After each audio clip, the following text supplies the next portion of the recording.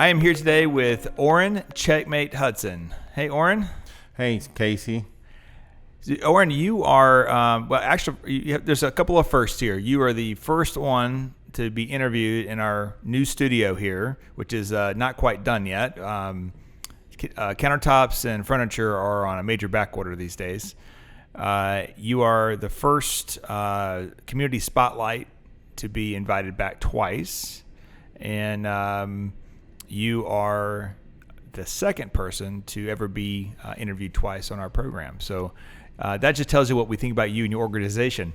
But let's actually start there, Orrin, because we have a lot of new listeners now compared to the last time we talked. So let's talk a little bit about besomeone.org and how you are using chess to help young people make better decisions.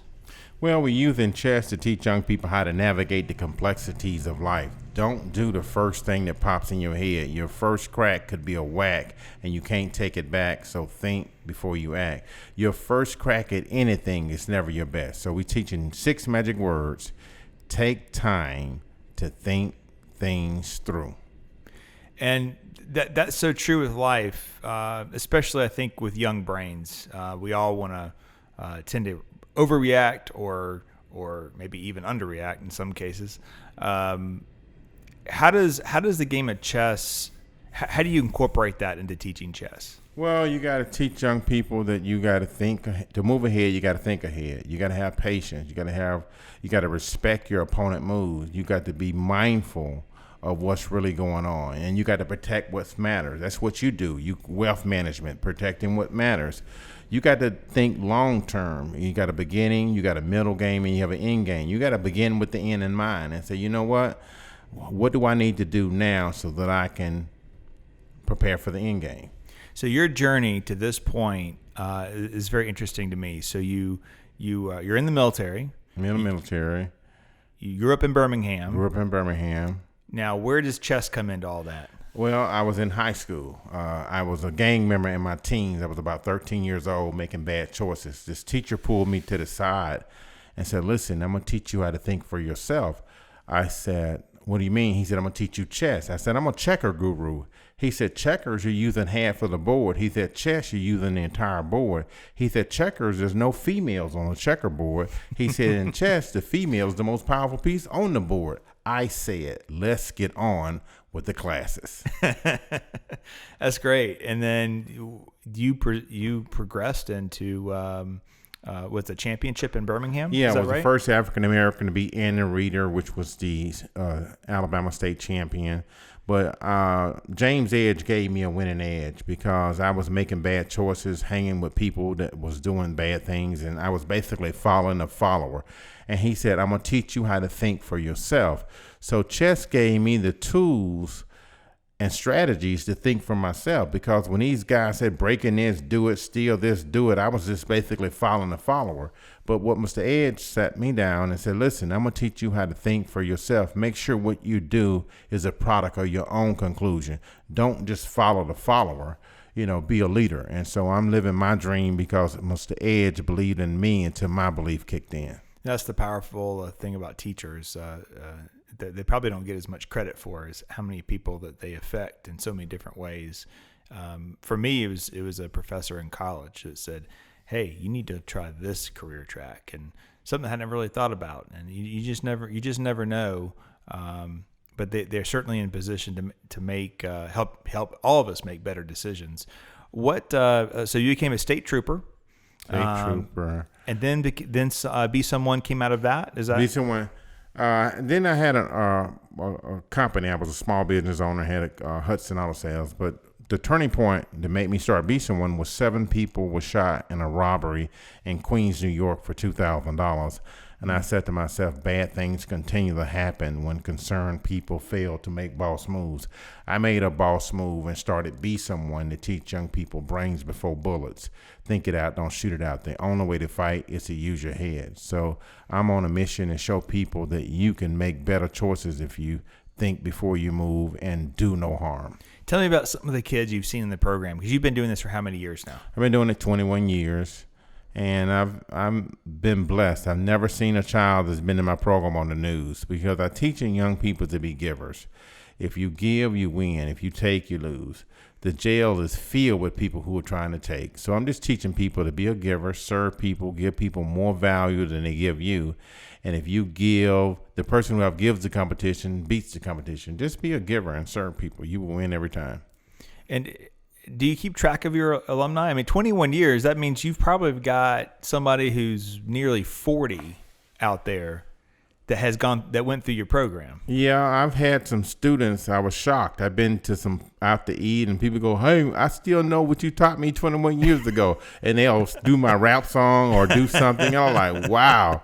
Yeah, so I'm blessed, and I feel so excited because there are a lot of kids out there that I train that will change the world because I'm teaching them things that a lot of people don't know, how to recognize patterns. Pattern recognition is the key to success in all fields. Once you know the pattern, you can plan, you can prepare, you can position, you can predict, you know what's coming next.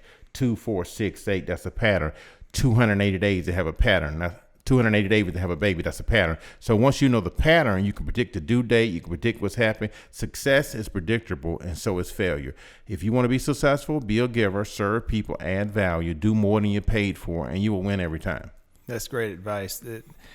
That's something that seems to escape people at times. And it's not black and white. It's just, it's become culture. To be takers for some reason. Yeah, people don't understand because success is a paradox. It's the opposite of what you think. Let me give you an example. When I was coming over here this morning, I normally go a certain way, but the computer said, listen, don't go that way. It's traffic backed out. Go the long way. So it made me go the long way, but it was faster. So sometimes you got to do the opposite of what you think. Because success is a paradox. A friend of mine, Magnus Carlsen, won $1 million in New York in a chess tournament by doing something bizarre, crazy. Everybody in the audience thought it was crazy. He gave his queen away for free. He set it on an empty square. The guy could take it with his king or pawn. Either way, the game's over. He wins. He wins the $1 million. So sometimes the winning move looks like a bad move. I was like, and I started to argue with the computer. The computer said, go this way. And I'm like, you got to be crazy. And it said, it's traffic the other way. And so I went the opposite way. So sometimes in life, you got to do the opposite what you think because success is a paradox. Is the opposite what you think. You say, if I give, I lose. No, you give, you win. And you win in a big way because it comes back multiplied. Well, you're doing exactly what your teacher did for you, for other people. And I asked him, I said, why did you buy me a chess book? Why did you help me? He said, listen, I got in trouble when I was your age, and I'm just paying it forward. Yeah. And so I owe my life to James Edge, a white teacher in an all-black high school who believed in me and actually got in a little trouble helping me because he would help me when and the principal came in, oh, what are you doing? We don't have time for games. And he said, this is more than a game. Right. And so I'm living my dream because he stood by me, even though he got in a little trouble, but we made it through. Well, you're very genuine in your mission, and you are clearly out helping other people. I met you face to face many months ago for the first time, but the first time I heard you was an interview. I was driving to the airport at 5:30 in the morning, and I was in not my car, and I was flipping through some local channels, which I hadn't listened to anything that wasn't satellite based in over a decade, and I heard you being interviewed. And I can't even tell you what station it was because I don't know the Atlanta stations that well. But I said, "Man, this guy's real." And I think I sent you $500 right from the airport. You sent me $500. Yeah, I was like, "Wow, this dude was awesome." Yeah, I was like, and then I got to my destination, and we ended up talking on the phone, and we invited you to come down here, and I feel like that we are. We're not doing your work, but we're supporting your work, and it's making a difference because you're gonna someday run across some kids that I train, and if somebody trying to mess with you, they're gonna stop it because we being a force for good. A body in motion stays in motion until acted on by outside force. There are a lot of bad forces going on, and we're stopping that. We're saying, listen, nope. We're not doing that. We're going to do right. And sometimes I say things that are controversial. Some people don't agree with what I say because I have a law enforcement background, but I'm keeping it real. You got to look yourself in the mirror and keep it real. It's interesting to me how polarized the world has become since you and I sat down maybe about a year ago or so. What are you doing in the community right now to help with some of this? Well, I'm doing a stop the violence and how to deal with law enforcement. If you get interaction with law enforcement, I'm teaching you how to be cool, how to be calm, how to be collected, how to be respectful, because a lot of times we can create our own demise by our demeanor. Attitude is everything. Just keep a positive attitude, stay positive, do what you're told, and we'll fight in the court system. Do not try to fight your case on the side of the road. I cannot help you if you're dead. What do you think? What do you think is happening with the young people today? Do you think that the recent events have polarized things to the point where they feel like they have rights maybe that they don't necessarily have, or what do you think what's the common response right now to I think they have what we call an anxiety disorder. So sometimes they say, you know what, I got to fight my way out of this, and so we just got to get educated. My people are destroyed for the lack of knowledge. But directly under that statement in the Bible, it said, because my people have rejected the knowledge. So I'm doing a workshop on May 22nd, teaching young people how to deal with and how to make good choices, because at the end of the day, it's about knowledge. And you just need to come home alive. That's your number one goal. I need you to come home alive. It's not about arguing. It's about being nice, polite, respectful, and come home alive. And that's what we're trying to teach young people, trying to give them some education, make sure that you're not making anything to make the officer nervous, respect the officer, do what you're told. We'll deal with the rest later. And you being a 7-year officer, you have some knowledge of that. Are you bringing anybody else in? Yeah, I'm bringing in a couple of judges, invited, a law professor, the sheriff, Medley Maddox for DeKalb County. She's going to be on the call. So we just want to give people some tools and techniques how to deal with law enforcement, how to be cool, how to be calm, how to be collected, because sometimes we can create our own problem. That what I feel the most has come to pass. Sometimes we can create these scenarios in our head and create disaster based on what we do. So attitude is everything.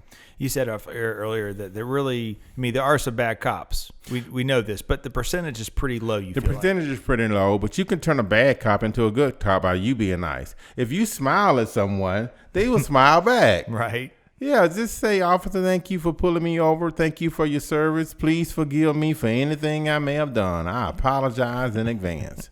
I apologize. And say something like, one of my students said, Coach, I used what you said, and the officer laughed and let me go.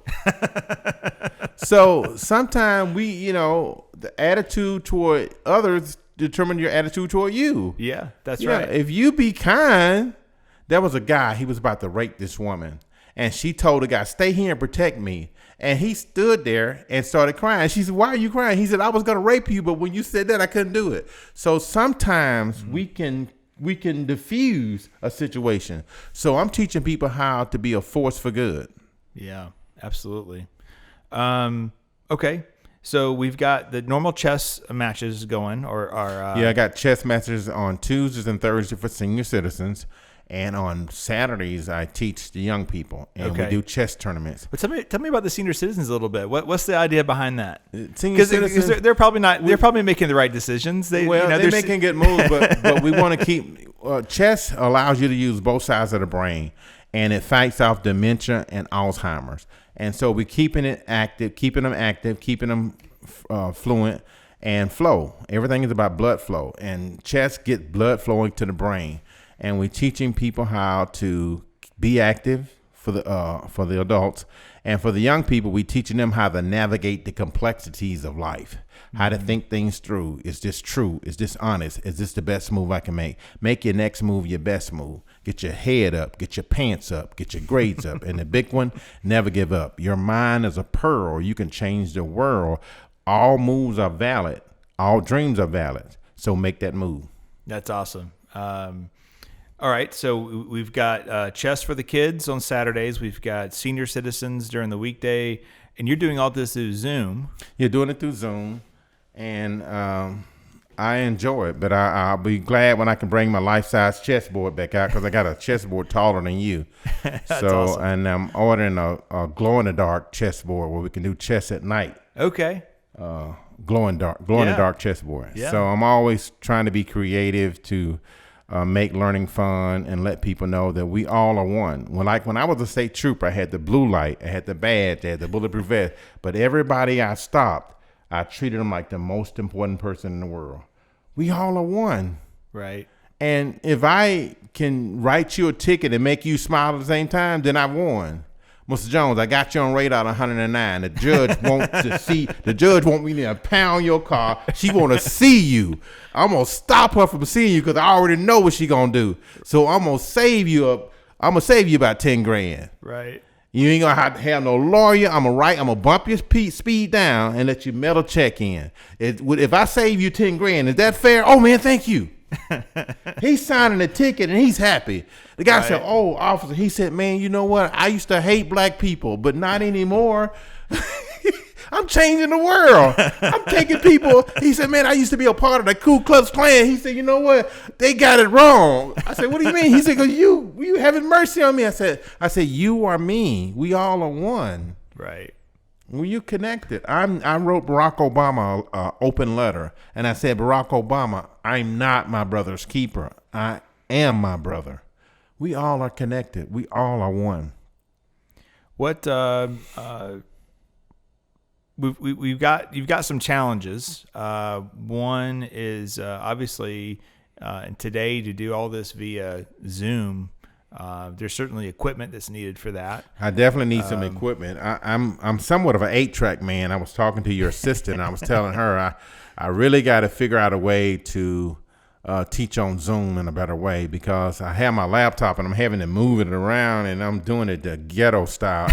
I'm an 8-track man, so I'm always looking for volunteers, sponsors, GoFundMe, support, anything that can help be someone. Put together a dream team. I want to put together a dream team, and I want to get a tour bus where I can go from city to city with a chessboard and a classroom on board, where they can come on the tour bus and I can really make a difference. I was born to do this. I get a kick out of teaching young people to think. The last time we met, you said one of your long-term goals was to be able to help 1 million kids. 1 million kids. I've trained about 88,000, so 1 million is my goal. But I just need more people to support this effort. What we're doing has your name on it. Well, you have a GoFundMe. We're going to post that on our video here. Also, if you're listening to the podcast version of this, it'll be posted on our YouTube page, Wiser Wealth Management. You can get the link there. Also, probably be able to put that into a blog or something. Somebody will figure out how to get the link to awesome. people.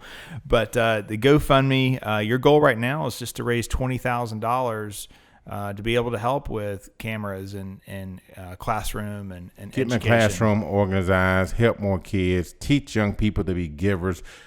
Be a force for good. Teach people, you know what? You can be a force for good. You can do the right thing. Be a giver, not a taker. The jails are filled with people who are trying to take. You can't get arrested for giving. You only can get arrested for taking. Right. Do no harm. Well, we checked before we came on air here, Orrin, and you had $1,275 raised for that $20,000, and we really need to speed that up. So what we're going to do to get us started is a match. So I want to do a match of $3,000. Oh. So we'll do a match of $3,000. So anybody listening to this on our YouTube channel or our podcast channel, once you see that number reach 4,275, we'll add another 3,000 to it to get us sped up. And I'm sure we have some various generous listeners that might even be willing to come in and match with us. So we'll see how that progresses. But we appreciate what you're doing. You remind me of my own grandfather. My own grandfather was living his life the way he wanted to live it, and then one day he decided that there was a better, higher calling for him, and he became a pastor.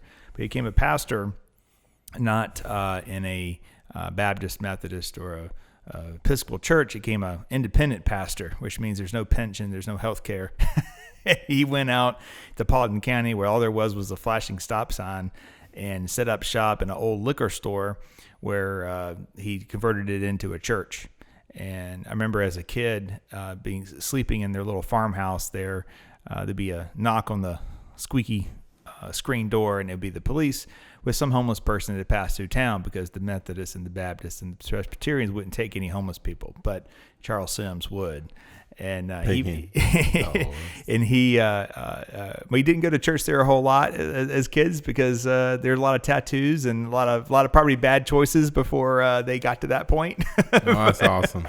But that was his calling, and you remind me a lot of him. It's what I call it unconditional love. They call it Christ-like love, where people talk about Christ and the love of Christ, but it's unconditional. He meets you wherever you are, and I feel like that's what you're doing. You're meeting these young kids wherever they are today. As long as they come to you, they get to you somehow, and then you're able to help them make better choices. And it's not I don't see it as a black-white thing. I understand that you're targeting your own community, and you should do that, but there's a lot of white people, and there's a lot of brown people that could be making better choices. And I think this is a universal call on your part to go and do this. And so I'm proud of you.